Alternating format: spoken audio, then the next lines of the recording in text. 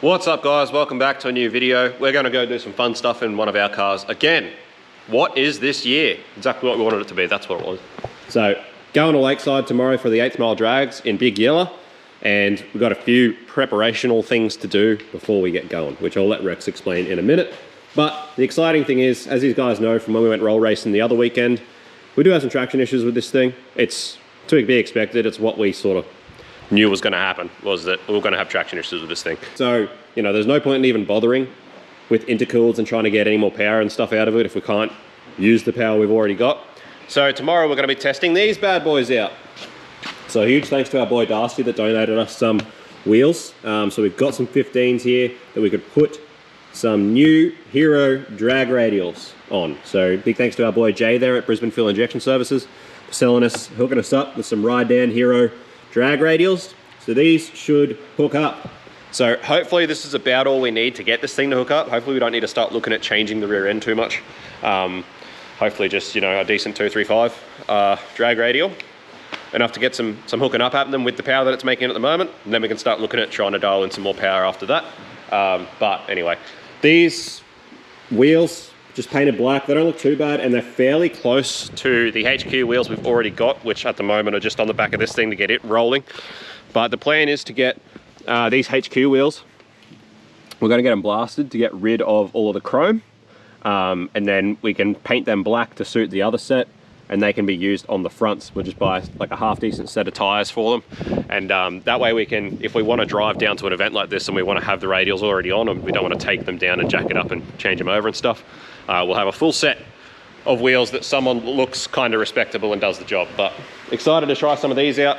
Hopefully get this thing hooking up and seeing what it can do tomorrow on the 8th mile.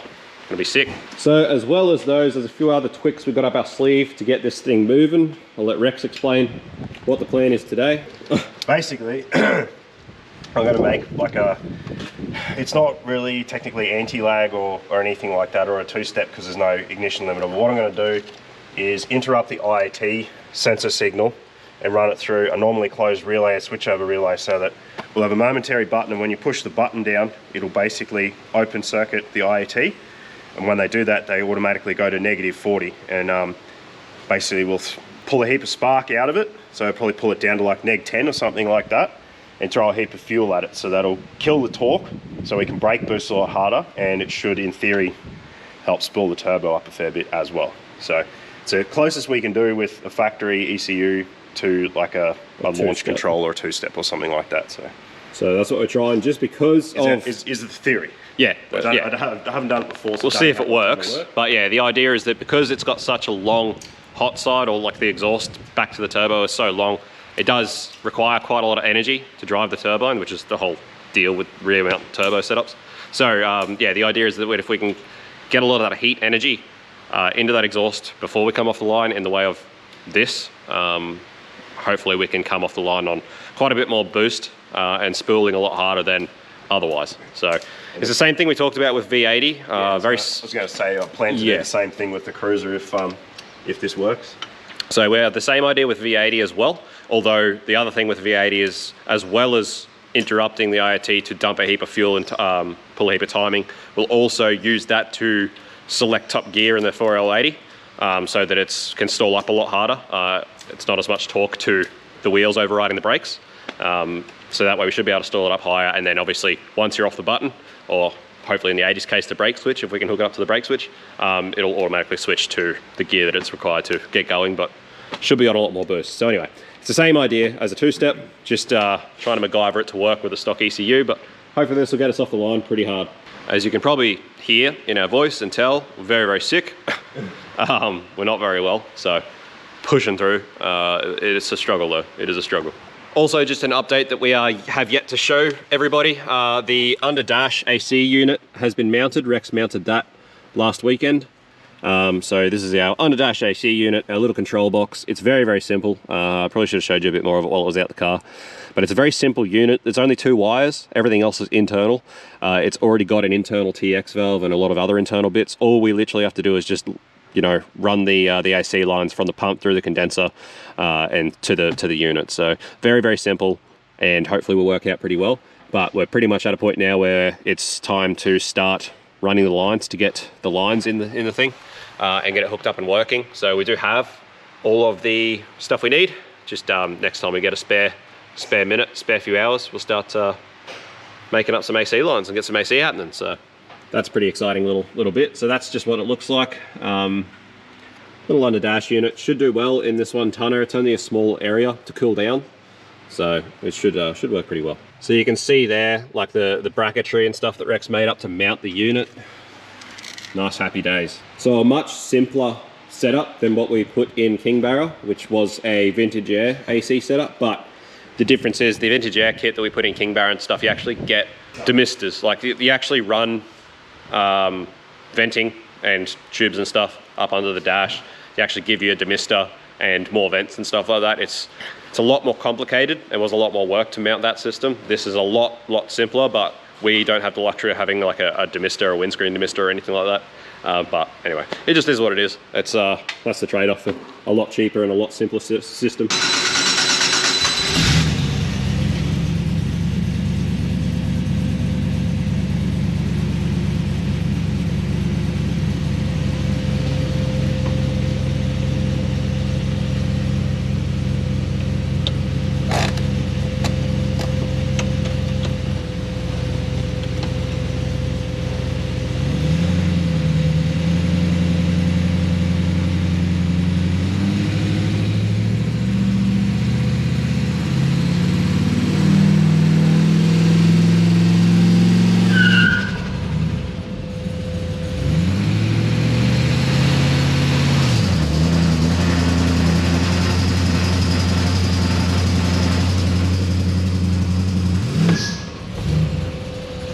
All right, so that's a little momentary button that Rex put in there, and it's working. It's doing exactly as it's supposed to do, but we are just gonna chuck the wideband in, because when it bottoms out at neg 40, it's probably already dumping like a huge amount of fuel. Rex didn't put any extra fuel in at those cells.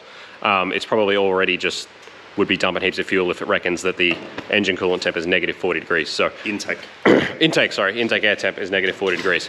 So it thinks the air is way denser than it is. Yeah, so chuck the wideband in, probably gonna actually have to take a little bit of fuel out in those cells, but it is working. So the concept fundamentally is working.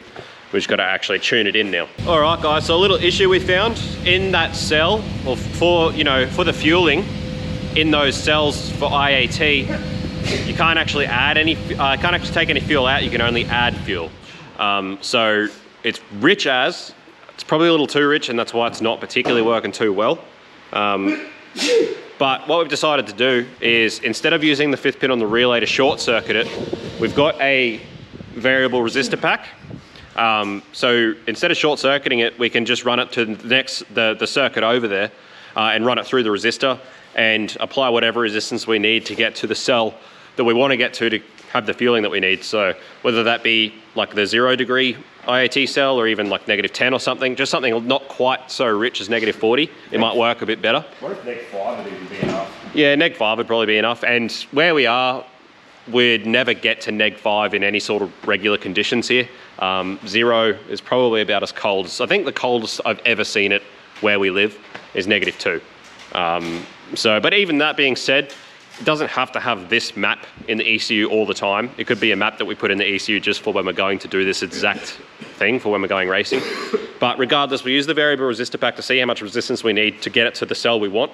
And then that way we can just buy the right size resistor to put in line, and that's all we need to do. But for now, we'll just run the variable one and see how that goes now and tomorrow.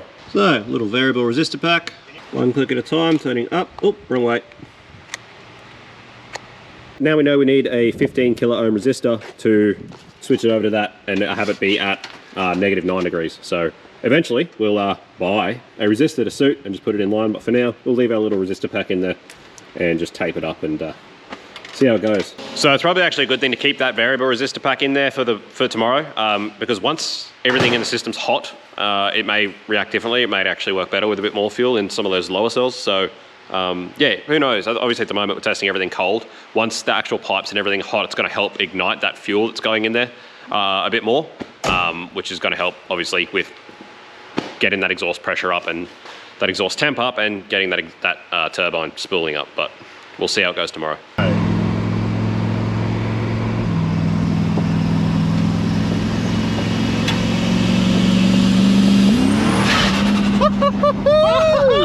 That was lambda then. That was working. That totally worked. It bottomed out again, but it was working. Okay. What KPA is that? Holy shit. Works awesome. That definitely works. Yeah, it's still bottoming out lambda, but it's working. 207 kPa. That's gate open then. Yeah. So you can get full boost. Full boost. Without pushing through the brakes. That's sick. Woohoo!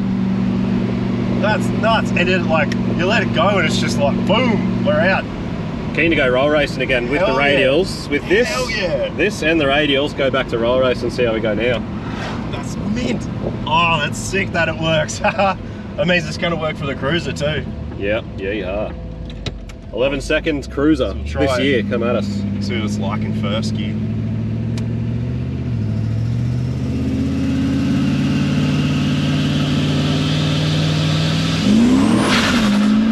140 kPa. Yeah, and it would have kept going too. And that was, it's not turning the tyres, so like that's exactly what we wanted.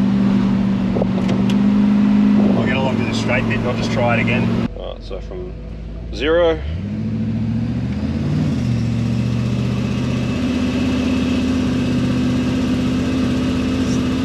Yeah, 120.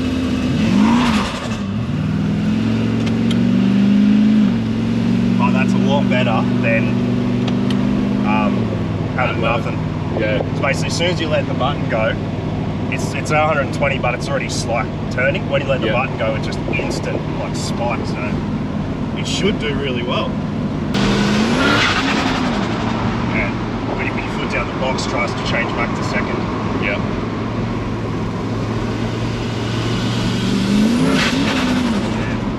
That's the problem is I'm pretty sure it's a vacuum modulated Kick down? Yeah, kick down. So the problem is when it comes up on boost, doesn't matter where your foot is, once it's on boost, the gearbox just changes back to second. Yeah. Alright, so we're just going to try and do standing start just on the brake without the button and see what KPA we get just on the brake before it tries to turn through the brakes. Right, so yeah, like 80. 75, 80. now with the button on. 120.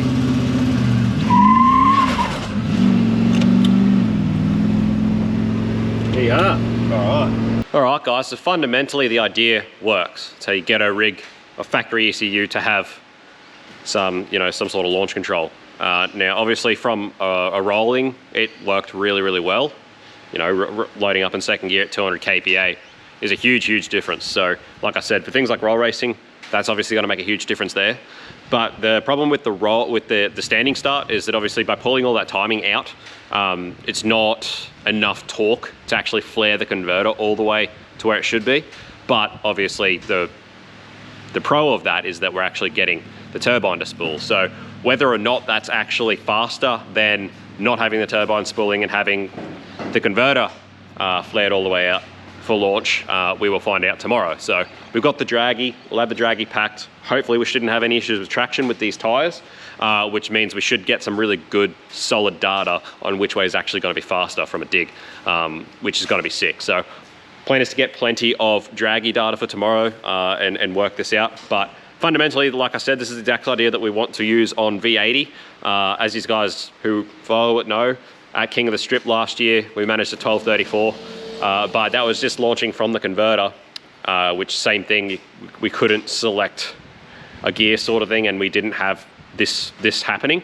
Whereas if we get it set up with a button like that does exactly this, but also acts as a sloppy trans brake and locks that 4L80E in third gear or top gear even, so that we can get heaps of stall happening against the converter. And a fair bit of spool happening before it's trying to drive through the brakes, we'll be able to launch that thing at like 5-6 PSI instead of nothing, essentially. Well, I think, what were you launching it at? I think that really good run, I managed to get about 4. About 4 PSI in? Yeah. So if we can launch it at closer to 10 against a sloppy trans brake with doing this exact method, and get that to 60 foot about, you know, a little bit faster, we should be able to get it to run an 1199, which for a stock bottom end LS1 in a 2.5 ton car with a stock pretty much drivetrain, stock 4L80, stock diffs and stuff, and a stock Gen 3 ECU would be really cool. So all this data we've got to collate tomorrow is going to help with that. We just had a conversation as we got him in the driveway about whether we might be better off going the other way. Instead of trying to use the resistance to make it think that it's really, really cold and get to a point where we can't actually pull any of that fuel out, you can only add fuel. Well, maybe if we use the resistor pack to instead get to a cell that's really, really, really hot, which we shouldn't by any means see under normal conditions, maybe we can then use those cells to add fuel and actually get it to the exact lambda that we want it at. Because even at -9 that we just had it at, even while it was warm on the street, still bottoming out at 0.62 lambda. So it's super, super rich still. It'd probably work a bit better if we could pull a little bit of that fuel out, which, you know, if we can do it that way, it might work out better. So bit of testing to be done, but all will be revealed in the next episode, in which we will be obviously taking this thing to Lakeside and having some friggin' fun, getting some data and figuring it out. But yeah, if you're cluey, there's a lot of things like this that you can do with the stock ECU and still get it to work really, really well in your favor. Obviously much more than this, and you really need to be going to aftermarket stuff, but it is just cool to know that you can run the numbers on the stock gear. And like I said, for V80, it's just a matter of being able to say that it ran an 11 with a stock bottom LS1 with a stock ECU and a 2.5 ton car. That is just cool at 500 horsepower. That would just be a cool thing. So anyway, the weight that this is at, if it hooks up on these and this all works and we don't break anything, there's no reason that this shouldn't be able to run down into the 10s. So that's pretty cool to say, you know, runs down into the 10s, but it's only 400, yeah, it's only 430 horsepower, mate. Yeah. Yeah. But runs down to the 10s, and this is what's... kick us out for not having a gauge. Yeah. So, again, guys, you guys know us. We're all about the setup, not so much the number. As tuners, we have to deal a lot with general public and people that seem to just always get obsessed with the number. They always get obsessed with the peak number. How much power does it make? Well, there's so much more involved in having a fast car than the peak number. And that's what we're all about. So, keen to get some data on this drag and show you all about it. But anyway, you'll have to tune in for the next episode for that one. Thanks for watching, guys. Yeah, subscribe, smash like, join our Patreon. You get to see all this early with no ads. You get to see a heap of other stuff as well. We interact a lot with our patrons. So join Patreon if you want to join and get direct access to us and ask us all these sorts of questions if you want to know more about this sort of thing. We're happy to answer. We're an open book for the people that want to support us like that. So thanks for watching, guys. We'll see you on the next one. Peace out. See you. Bye.